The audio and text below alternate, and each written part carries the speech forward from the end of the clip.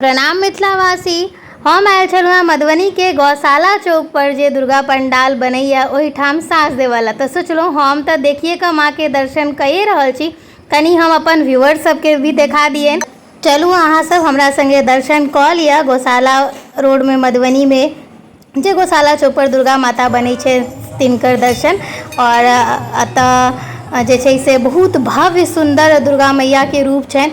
सब रूप तो एके छनि, लेकिन अलग अलग रूप, अलग अलग सजावट, अलग अलग पहनावा, बस एतबे अंतर छै। तो गोर लागि लिअ, हमहूँ अतः प्रणाम करैत फिर बाहर निकललहुँ। एहिठमन गौशाला चौक पर जे छथि पंडाल बनैया, बगल में मोटेश्वर नाथ महादेव सेहो छथिन। तो हम अहाँ सबके एक झलकी ओतौ के देखाबैत और फिर बाहर निकल रहल छी एतऽ से। और एतऽ बहुत सुंदर कार्यक्रम होइ छलै, जकर आवाज अहाँ सब हमर बैकग्राउंड में सुनते हेबै।